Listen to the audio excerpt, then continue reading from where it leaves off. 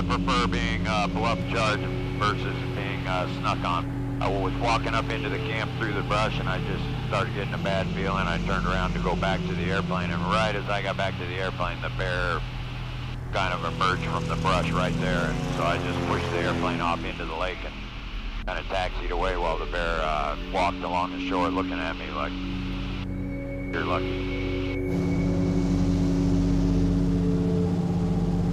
Kodiak is unlike any place I've ever been. I think it's unlike any place on Earth. It has the largest bears of any place on Earth.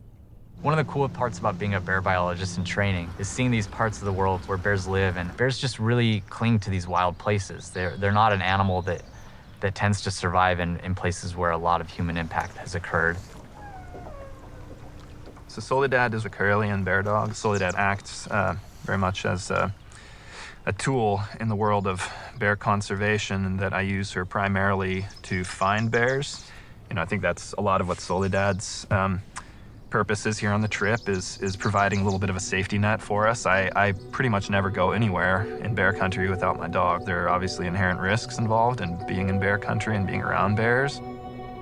So on Kodiak, we have 3,500 to 4,000 bears, which adds up to be about 0.7 bears per square mile if they are, completely confined to an island. And that's kind of why they've gained some notoriety. When they have kind of a distinct gene pool, they're their own subspecies of brown bear. When you hear the phrase Kodiak bear, you initially think like a huge bear.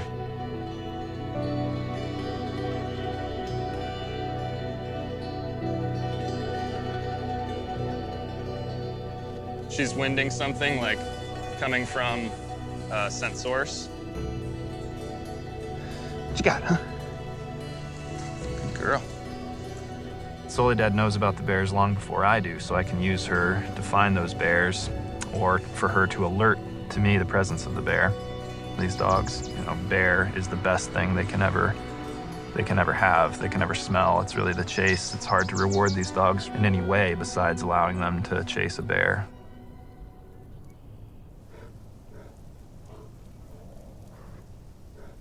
We snuck up very carefully on the bear, got as close as we could to get a good look at it.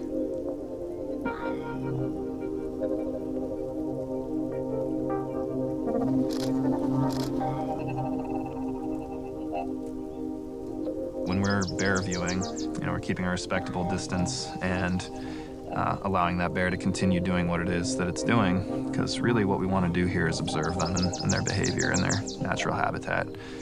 I have a lot of respect for these animals, and I really appreciate the fact that they are here and have this area to exist.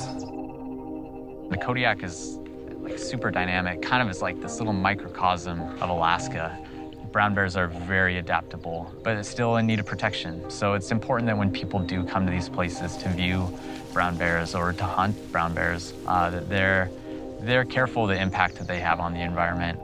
It's important that we have the respect that's necessary to preserve those kind of relationships. And personally, I think a world without animals like the brown bear isn't really going to be as impressive a world or as wild of a place to live.